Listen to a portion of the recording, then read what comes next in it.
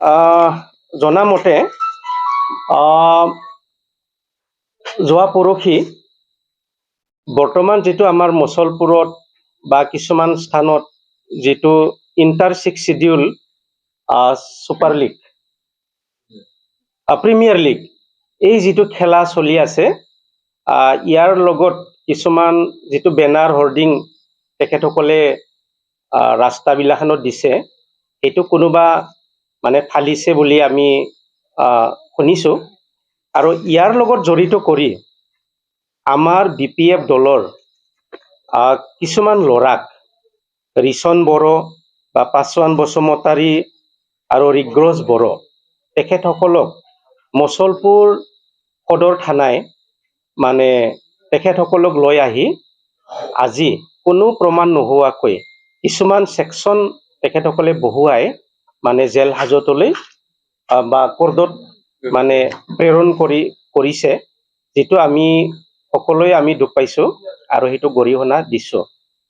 তো তেনেকুৱা ধৰণৰ বেনাৰ পোষ্টাৰ ফালাৰ লগত আমাৰ BPF দল কোনোদিন জড়িত নহয় আৰু এইটো আমি কোনোদিন উৎসাহিত নকৰোঁ। গতিকে প্ৰশাসনে বা পুলিচ প্ৰশাসনে তেখেতসকলে প্ৰকৃত দোষীক তেখেতসকল গ্ৰেপ্তাৰ কৰক, আমাৰ ইয়াতে ক'বলগীয়া নাই।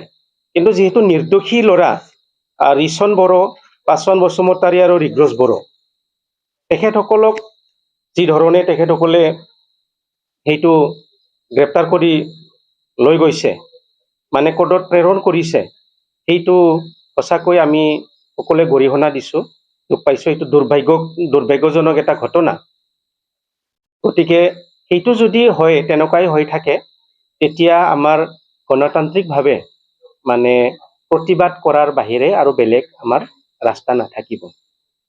আৰু আমি ভাবোঁ যে তেখেতসকল যিসকলে খেলাটো চলাইছে আমাৰ BTC চৰকাৰৰ নেতৃত্বত তেখেতসকলে যিহেতু নিৰ্দোষী মানুহক এই খেলৰ লগত জড়িত কৰি আমাৰ মানুহক BPFৰ ল'ৰাসকলক যিটো ধৰি নিলে ইয়াৰ কাৰণে আমি এইটো প্ৰতিবাদ জনাই আমি এই খেলখন মানে নচোৱাবলৈ আমি চাব নালাগে বুলি আমি অনুৰোধ জনাইছোঁ। তো এইখিনিয়ে।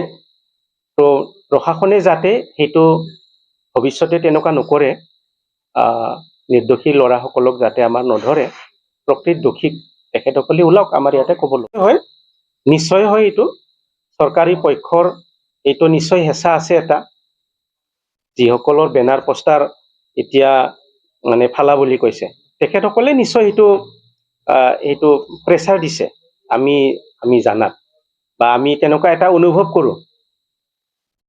কাৰণ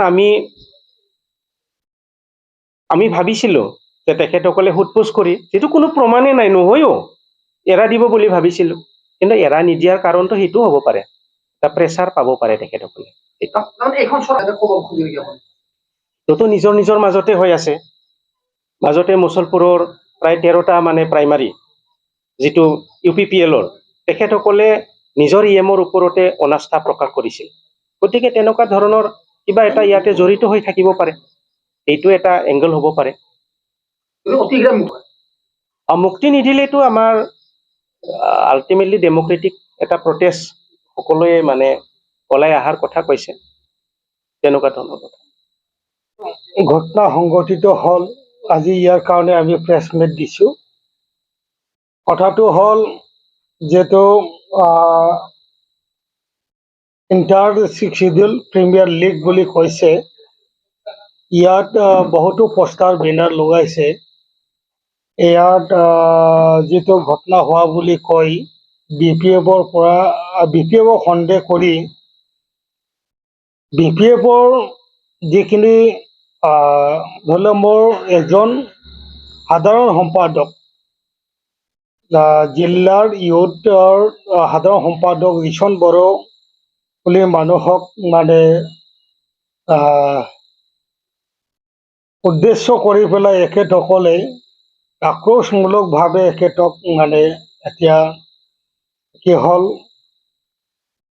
জেলত পঠাৰ কাৰণে যিটো ব্যৱস্থা কৰিছে সেইটো আমি গৰিহণা দিছোঁ। কাৰণ BPF দল কেতিয়াও এইবিলাক কামৰ কাৰণে কেতিয়াও উৎসাহিত নকৰে। কাৰণ আজি সেই চৰকাৰে নিজৰ বিফলতা, নিজৰ দলৰ যিটো বিশৃংখল দলৰ এতিয়া সেই অৱস্থা, ইউ পি পি এলৰ সেই অৱস্থা নাই। বৰ্তমান নিজৰ দলৰ যিটো অৱস্থা, এইটো হ'ল মাৰা কাজিয়া আৰু নিজৰ দলৰ মাজত পদত্যাগ সেইবিলাক চলি আছে। হয়তো ইয়াৰ পৰিণাম হ'ব পাৰে। আমি প্ৰশাসন, পুলিচ প্ৰশাসনক ক'ব বিচাৰোঁ যে প্ৰকৃতে দোষী মানুহক ধৰাত আমাৰ ক'বলগীয়া একো নাথাকে। হয়তো ইয়াক সমৰ্থন কৰা বা নকৰা মানুহ বহুতো থাকিব পাৰে, কিন্তু ইয়াৰ লগত চিধাকে দলক উদ্দেশ্য কৰি লোৱাটো এইটো এটা ৰাজনৈতিক হেঁচা বুলি আমি ধৰি লৈছোঁ। ৰাজনৈতিক ওপৰ মহলৰ হেঁচাৰ কাৰণে প্ৰশাসনে যাতে একপক্ষীয়ভাৱে নিৰ্দোষী মানুহসকলক এনেকুৱা ধৰণৰ যি জেলত ধৰা বা ইহঁতক সকলৰ এটা নিৰ্যাতন চলোৱা বন্ধ কৰিব লাগে। প্ৰকৃত দোষীক যাতে ইহঁতে বাছি উলিয়াই, এইটো আমি অনুৰোধ কৰিছোঁ। এই এজাহাৰত অন্তত এজাহাৰকাৰীসকলে আজি কাৰো নাম উল্লেখ কৰিব পৰা নাই। কোনো এটা নামৰ উল্লেখ কৰিব পৰা নাই। কোন দলৰ হয়, কোনজন হয়, কোনে দেখিলে, কিন্তু কোনো প্ৰমাণিত নোহোৱাকৈ আজি কি হ'ল, ইয়াত বিভিন্ন ছেকশ্যন বহুৱাই আজি নন বেলেবল ধাৰা লগাই আজি জেলত পঠোৱা কাৰণে যোজা চলাইছে আমি শুনিছোঁ। এইটো অতি দুৰ্ভাগ্যজনক। আৰু দলে আমি এইটো গৰিহণা দিওঁ। আৰু দলে এতিয়া এখেতসকলক বিনা চৰ্তে মুক্তি দিয়াৰ কাৰণে আমি দাবী জনাইছোঁ। প্ৰশাসন যাতে নিৰপেক্ষভাৱে এইটো বিচাৰ বিবেচনা কৰে, প্ৰকৃত দোষীক যাতে শাস্তি প্ৰদান কৰে। এইটো আমি BPF দল, মই BPF দল সভাপতি মুছলপুৰ জিলা হিচাপে প্ৰশাসনক অনুৰোধ জনাইছোঁ। এইটোৰ লগত হাত থকা নথকা সেইটো মই ভাবোঁ এইটো এটা ৰাজনৈতিক ষড়যন্ত্ৰ হ'ব পাৰে। আৰু যিটো আজি পুলিচ প্ৰশাসনে যাৰ বাধ্যত এইটো কৰিবলৈ বাধ্য হৈছে, এইটো নিশ্চিতভাৱে UPPL হেঁচাত এইটো কৰিবলৈ মই ইয়াৰ লগতে অনুৰোধ জনাম, যি উদ্দেশ্যৰে BTCৰ সৰ্বাংগন উন্নতি আৰু ইয়াত স্বচ্ছ প্ৰশাসন, নিশা প্ৰশাসন দিয়াৰ প্ৰতিশ্ৰুতিৰে শাসনত আহিছে, ৰাইজৰ উন্নতি সাধন কৰাৰ কাৰণে সেই শাসনভাৰ লৈছে। আজি এখেতসকলে ৰাইজৰ ওপৰত তেনেকুৱা ধৰণৰ যিটো শাসনৰ নামত তেখেতসকলে যিটো আমাৰ ৰাইজৰ ওপৰত যিটো অন্যায় কৰিছে, এইটো বন্ধ কৰিব লাগে। আৰু মই ৰাইজক অনুৰোধ কৰিম যে ৰাইজে যদি তেনেকৈ সেই চৰকাৰৰ শাসনৰ ৰাইজৰ জনপ্ৰিয় চৰকাৰৰ সেইটোৱে নীতি থাকে, তেতিয়া আমি কেনেকৈ সেই খেলখন আমি কেনেকৈ উপভোগ কৰিম। ইয়াৰ কাৰণে মই আহ্বান জনাম যে আমাৰ নিৰ্দোষী মানুহসকলক মুক্তি দিব লাগে।